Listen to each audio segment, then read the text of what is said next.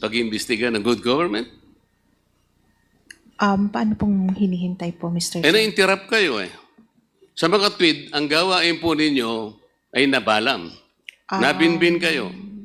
It continues naman pa rin po kahit na may mga Kasasabi mo lang kanina, na-interrupt eh. Ngayon, continuous. itong sa OVP po, pero sa other audit, Ito po sinasabi natin, itong pinag-uusapan, the subject matter of the law of this good government committee.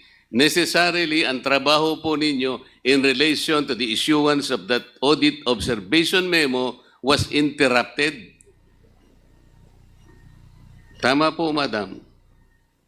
opo, but yung sa other liquidations naman po ng other offices, continues pa rin naman po. Or sa other, yung sa katulad nung pong sa 2023 na audit, nireceive naman pa rin po namin yung mga compliance po nila.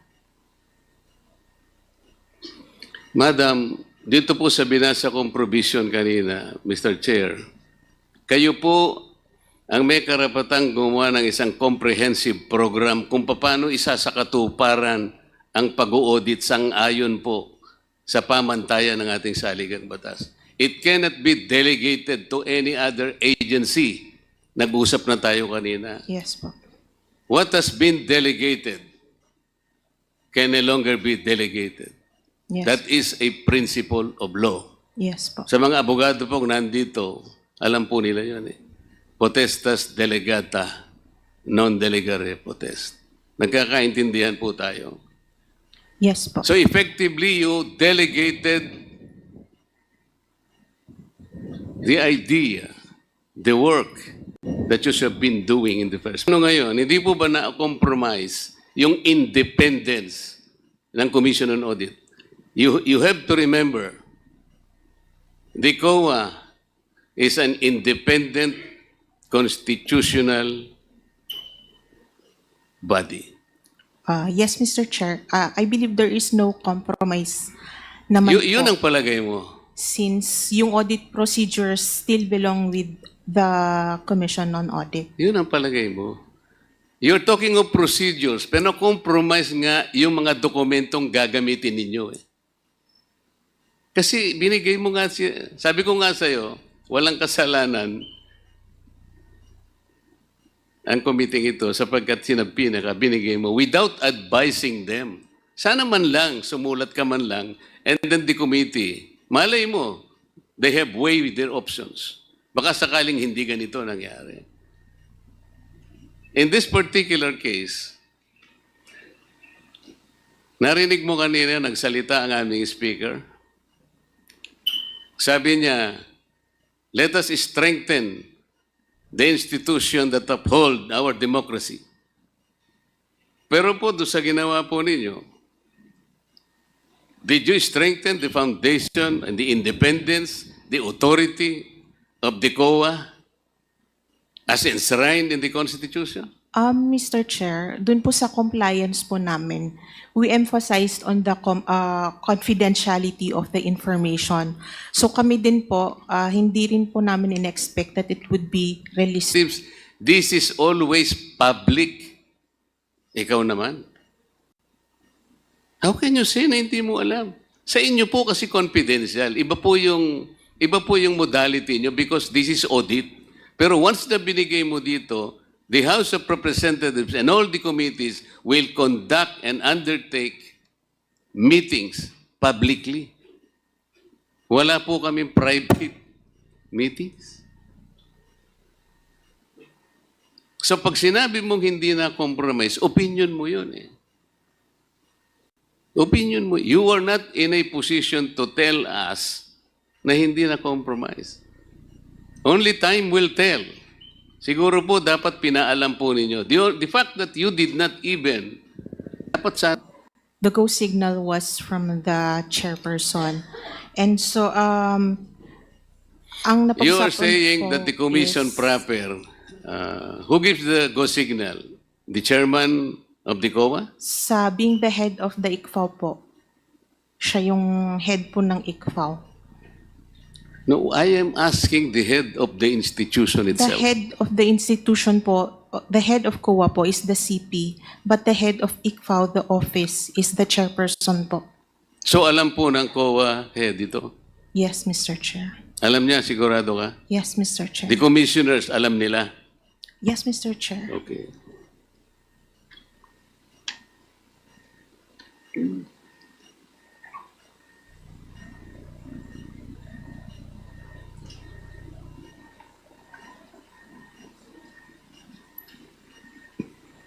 Narinig po ninyo yung bahagi ng mga interpellation ng mga kasama ko kanina. Most of it siguro, meron po kayong natatandaan. Most particularly, the interpellation of Congresswoman Luistro. Noon pong tinatanong niya yung certain La Chica was guilty of usurpation Acosta. of authority. La Chica ba yun? Acosta po. Acosta, sorry. Na sinabi niya, according to her, Acosta is even guilty of usurpation of authority of official functions. Narinig po ninyo yun? Yes Kasi po, maring nakuha niya yung gawain na yun, allegedly, na hindi naman pala dapat na sa kanya yun. Noon pong hindi nyo inadvisean ang Committee on Good Government, technically, part of your mission, part of your mandate on authority was usurped. Sila na po yung nagtatanong eh. Ang ginagamit po nila, yung mga dokumento, yung mga reports, and the papers na sa saligang batas, ang sinasabi, kayo po ang dapat mag-examine, kayo po ang dapat mag-audit, nobody else. So in a way, part of your function was usurped, technically. Tama po. Tama po, Mr. Chair, pero it does not Hindi, mean tama po. po. Tama po, pero Pero, it does not mean po na we will just take it hook, line, and sinker. We will still audit based on what our standards are. I-conduct pa rin po namin yung audit na based sa amin po. palagay natin, paano kung hindi pareho ang outcome nyo? Paano hindi pareho ang conclusion nyo? What happens? I think we will stand by yung audit po ng COA. O ibig mo sabihin, yung outcome ng aking mga colleagues ay mali. Ang sinasabi ko kasi pwedeng hindi kayo magtugma eh. Because your procedure is different. The manner of questioning probably is not even personal. Passive ang sa inyo, active sila. Yes, Mr. Chair. On that part, we will still use our expertise Kaya nga, on our you will audit. still rely on your expertise because you are the expert. Kayo ang nakakalam ng comprehensive program and plan. Kayo ang expert sa inyong mga fields. And the members of this committee, hindi sila expert. Yan ang ibig mo sabihin. Yes, Mr. Chair. Kayo ang expert, sila hindi expert. Tama? Kaya pwedeng Iba naman po ang sa Kaya nga yun ang Congress, sinasabi ko Mr. sa iyo Chair. magkakaroon sigurado kayo ng pagkakaiba ng resulta. What happens then? What will happen to the integrity of the Commission on Audit? Sir, eventually, if ever man na mapunta po ito sa CP and then mapunta sa courts, even the courts can reverse COA po. Ang iniiwasan po kasi natin ay yung magkaiba po ng outcome. Pareho po yung ginamit. Ang mga papeles, ang mga report, lahat po ng dokumentong nakita naming inisa-isa at binusisi ng mga kasama ko are the same. Pero mag-iiba po kayo ng outcome. Mr. Chair, I believe ang outcome po from Congress is legislation, while ang sa amin po is yung result of audit po. Indicated your authority by giving to this committee the very basis of your audit because they were made public. No, Mr. Chair. Why do you think that your answer? Pero pinamigay po ninyo part of your function. That is the point. I believe that the function of the Congress Do not here say, I is as, believe. is as We are oversight. after facts here. We are not after what you believe and we're not after your opinion. Ang pinag-uusapan natin are factual issues. Okay? Sabi mo kanina, sumagot ka kanina, no other offices, no other agencies ang nakakagawa ng function. It's only exclusive to COA. The audit function, Mr. Chair. We just simply recognize the authority of the Congress. In simply recognizing the authority of Congress, you have wittingly or unwittingly surrendered part of your mandate because you expose the confidentiality of those documents which should have been preserved per your own rules and regulations. Am I correct? No, Mr. Chair, we have not surrendered our mandate. How do you know that you have not surrendered? How do you know? Are you in a position to even assess the impact of your action? It is still the COA that is performing the audit. The Congress is doing a different thing. They're not auditing the funds. What are they doing? In legislating. What? Legislating po. I believe we are all here because You have this been hearing sitting is here for in several aid- hours. is in aid for Did you know the legislative kind of legislation that are supposed to be coming up? Meron ba silang sinabi sa iyo na meron na kaming legislation in mind? Meron bang lumitaw? Kanina pa tayo rito. Ako, alas 10 ng umaga, nandito ako. Did you have an idea as to what legislation are coming up? For example, For example, meron bang legislation na baka sakaling nagle-legislate sila, later natuturuan kayo kung paano ang pag-audit? no po, for example, yung SAGAA sa budget on confidential funds.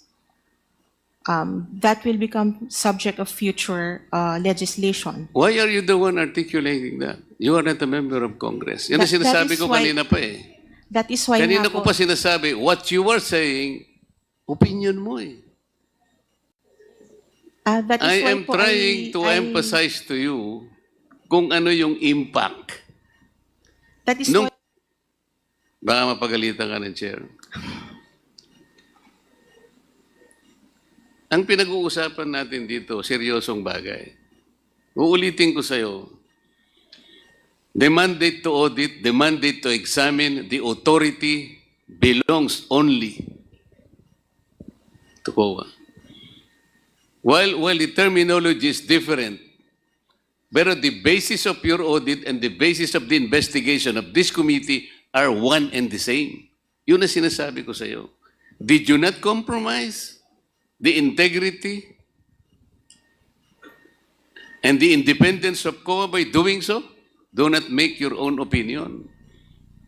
I will probably accept an answer na siguro balikan mo yung commission kung tama yung ginawa ninyo. Iwanan muna kita sandali kasi gusto ko mag-isip ka rin. Mr. Chair, may I direct my attention to the land bank people? Madam, kanina po sinabi nyo sa mga kliyente o somehow you accord some sort of parang courtesy, parang ganyan. Luwa, nag-withdraw sila ng... Magkano po ba yung withdraw kanina pinag-uusapan natin? 125 po million, Your Honor. Ano po ba yung napakalaking bagay na pinoproteksyonan ninyo kung sakasakaling yung isa po sa guard nyo tinulungan lang pong isakay po sa sasakyan dahil mabigat po at napakarami po palang winidraw. What is so spectacular about helping because they are valued clients?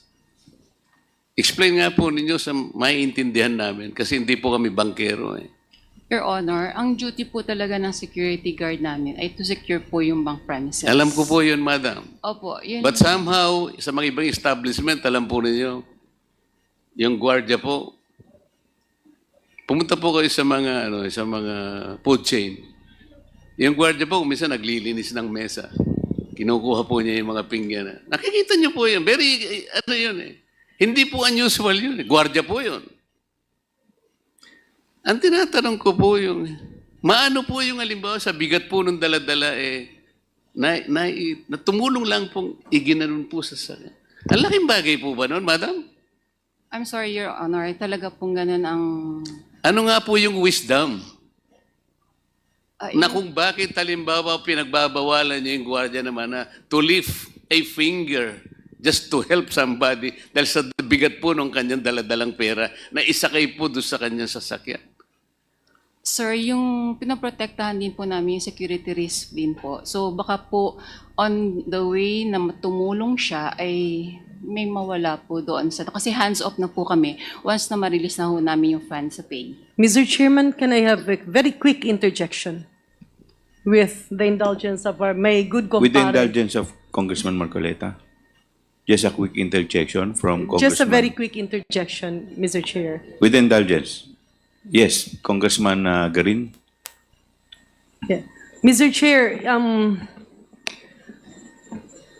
the security guard of a bank is in the lives that will be at stake there. Paano makaka-respond yan kasi ginawa mong kargador? That's one. Second, Mr. Chair, the security guards, well, they are adequately paid for that profession. Hindi naman ganun ka sobrang laki na kapag pinabitbit mo and then the client will say, nako, kulang ito. Paano ngayon kung mapagbintangan sila? So it's not only protecting the bank, the other people and the clients, but their task is to be a security guard.